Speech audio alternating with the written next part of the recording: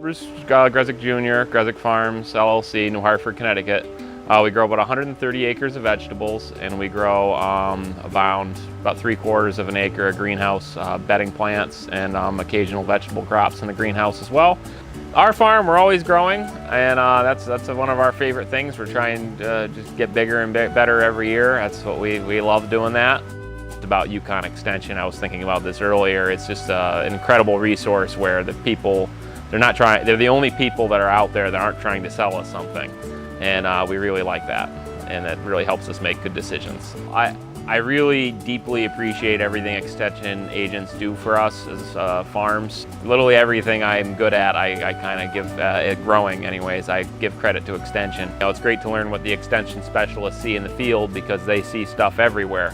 And since they're going to so many different locations in the state, they're able to share information that, respectfully share information between all of us, which helps us to, know what works and what doesn't. Knowing what's going on other people's crops that aren't too far away. In Connecticut, you're never too far away from the next person.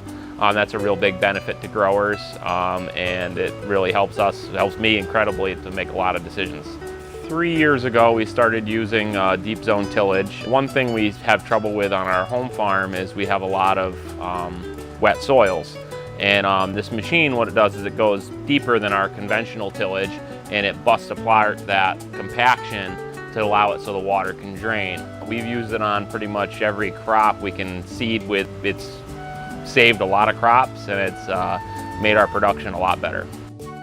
The only way agriculture can be strong in this state is if we all do a really good job at it. Part of it's food safety. There's a produce rule in the Food Safety Modernization Act, which is kind of forcing farms of our size to comply with food safety. It was scary not knowing anything about it, plus we had also wanted to achieve a GAP certification for, which is a certain marketing group that has a food safety program you can voluntarily be part of. I figured the best way to do it is to learn how to teach it, is the best way to learn how to do it for ourselves. And I've always been really good about, I'm very open with other farmers. I'm happy to talk to anybody about just growing stuff, because once again, it gets back to my theory of if we're all good at it, it helps agriculture in general.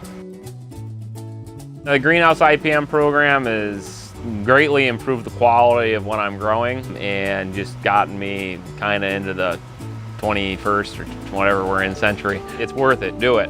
There's just no bones about it. The Western flower thrip is our nemesis in the greenhouse. I decided to switch to using a beneficial mite called the cucumerous mite.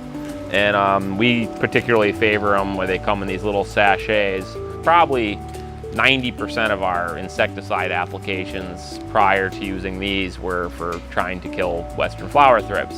And there's nothing worse than spraying stuff and not having it die, and if anything, it just wasn't really helping any natural enemies that happen to be in the greenhouse. It was just overall, it was an unsuccessful practice. We also have food in our greenhouses, so it limits some of what we can do. We're focused on using these instead, and quite frankly, they work better than any chemical we've ever had.